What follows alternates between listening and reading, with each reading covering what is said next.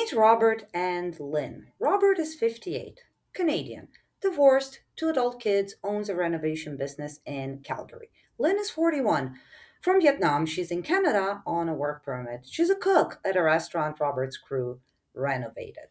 That's how they met. He kept finding excuses to come back to that restaurant. She noticed. 2 years later, they're married and living together in Calgary. Now they're building an inland spousal sponsorship application. And they're nervous because they've read the forums too.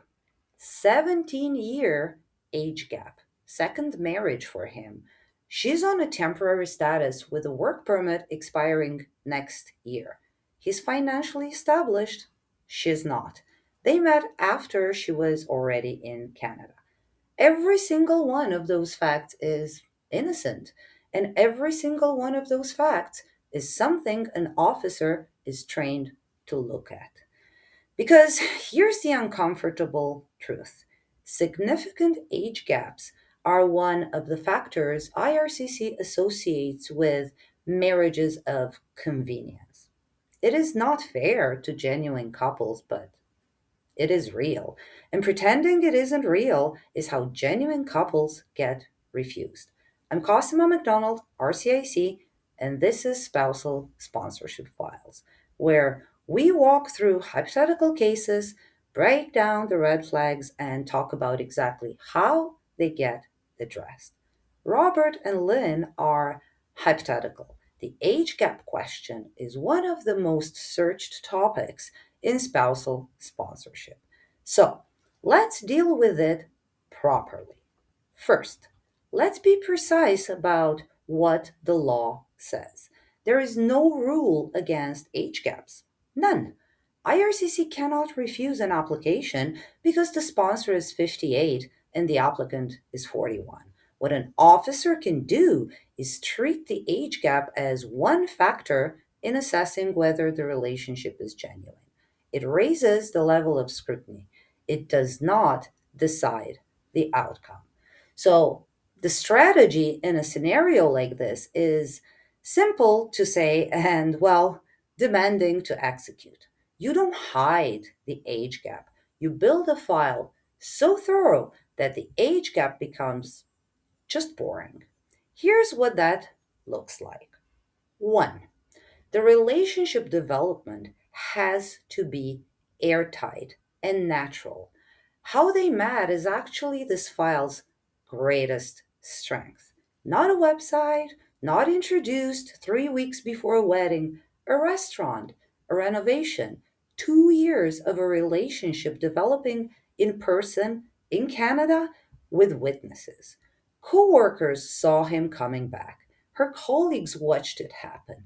Statutory declarations from those people, the crew, the restaurant staff, his friends, are absolute gold in this file. Real courtship has an audience. Number two, the families. This is where age gap files are won or lost. Robert's adult kids. Do they know Lynn? Have they met her? Family dinners, holidays, photos. If his children write letters supporting the marriage, an enormous amount of officer skepticism just evaporates.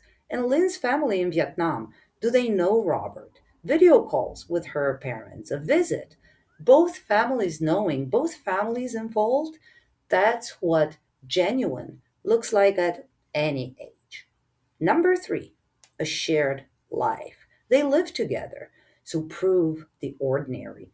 Joint lease or her name added to his home. Shared bills, groceries, the boring domestic paper trail of two people actually building a life. In an age gap file, boring is just beautiful. Number four, address it in the letter of explanation. Head on, not defensively. A few honest lines about the relationship, what they share, how it developed, the life they've built. You're not apologizing for the age gap. You're demonstrating there's nothing to explain away.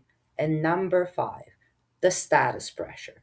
Her work permit expires next year. An officer could read the timing cynically. Permit running out, suddenly married. The file needs to show the relationship predates any status pressure. 2 years of evidence before the wedding does exactly that. Timeline discipline again. It always comes down back to the timeline. So, how does a hypothetical file like Robert and Lynn's end? Built correctly, the officer opens a file expecting to scrutinize an age gap and instead finds 2 years of documented courtship with witnesses, two families fully involved, adult children writing in support, a shared home, and a timeline that holds together from the first day to the wedding day and beyond. The age gap is still there, it just doesn't matter anymore. There's nothing left for it to explain. Lynn gets her PR, Robert's kids get a stepmother they already love. The forums, well, they were wrong again. Here's what I want you to take from this: an age gap doesn't refuse applications, thin files refuse applications. The gap just means your file doesn't get the benefit of the doubt.